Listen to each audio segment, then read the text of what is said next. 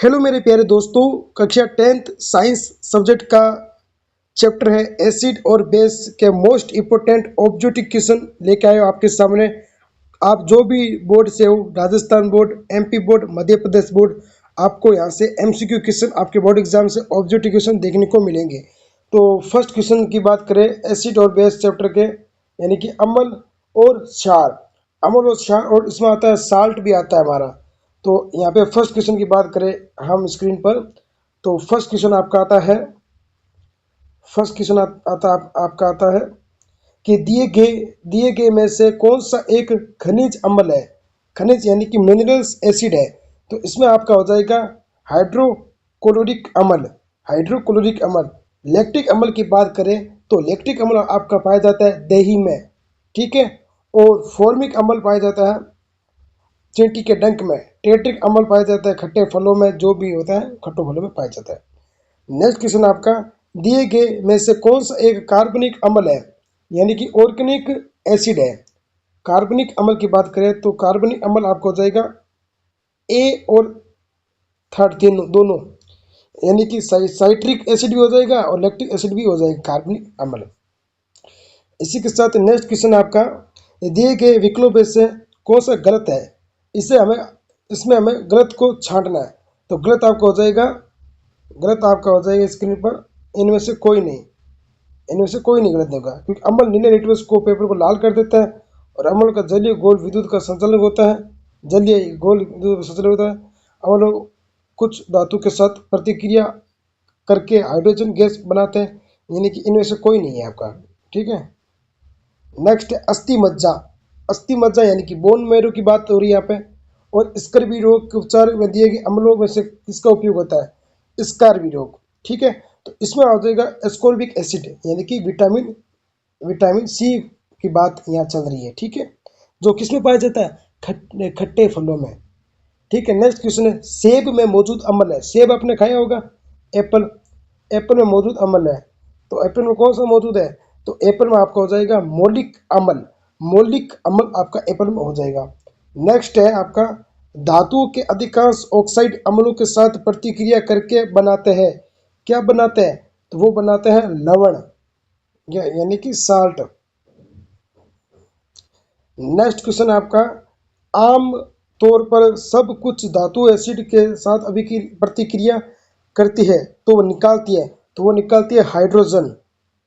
Next है sodium hydrogen carbonate के hydrochloric acid के साथ प्रतिक्रिया करने पर इनमें से कौन सा बनता है। तो इनमें क्या बनता है, ये सभी बनते हैं। सभी क्या बनता है यार, सोडियम क्लोराइड बनता है, NaCl की बात चल रही है, नमक, कार्बन डाइऑक्साइड CO2 और पानी H2O सभी बनते हैं। नेक्स्ट है एक प्रबल अम्ल। तो एक प्रबल अम्ल क्या है, तो एक प्रबल अम्ल आपका हो जाएगा जो जल में पूर्ण आयनित होता है। नेक्स्ट है दिए गए में से कौन सा प्रबल क्षार है। तो प्रबल क्षार आपका हो जाएगा पोटेशियम हाइड्रोक्साइड। नेक्स्ट क्वेश्चन है इनमें से कौन सा एंटासिड के रूप में उपयोग किया जाता है। तो ये इंपॉर्टेंट है। तो एंटासिड रूप में होता है ये सभी, सोडियम बाइकार्बोनेट, कैल्शियम डाइऑक्साइड और मैग्नीशियम डाइऑक्साइड। एंटासिड एक मेडिसिन होती है जो हमारे पेट के लिए लाभदायक होती है। इसी के साथ नेक्स्ट क्वेश्चन है, दिए गए में से कौन सा शुद्ध जल का पीएच मान है। देखो पीएच इंपॉर्टेंट है, तो पीएच हो जाएगा आपका 7, शुद्ध जल का पीएच। इसी के साथ आपका नेक्स्ट क्वेश्चन है, यदि किसी पदार्थ का पीएच मान 4 हो तो दिए गए में से कौन सा सत्य है। देखो 4 होगा तो वो होगा आपका पदार्थ अम्ल, और 7 होगा तो उदासीन, 7 से ज़्यादा होगा तो क्षारीय होगा, ठीक है।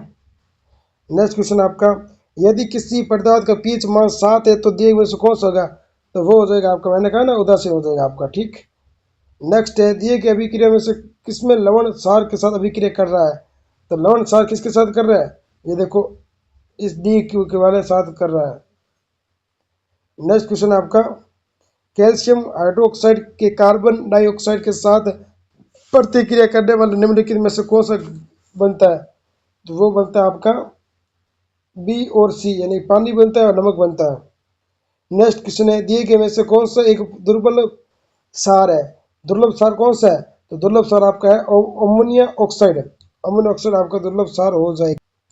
नेक्स्ट क्वेश्चन आपका, जब अम्ल जल में घुलता है, जब अम्ल जल में घुलता है तो मुक्त होता है, तो मुक्त क्या होता है? तो भैया मुक्त H3O पॉजिटिव आयन होंगे जल में।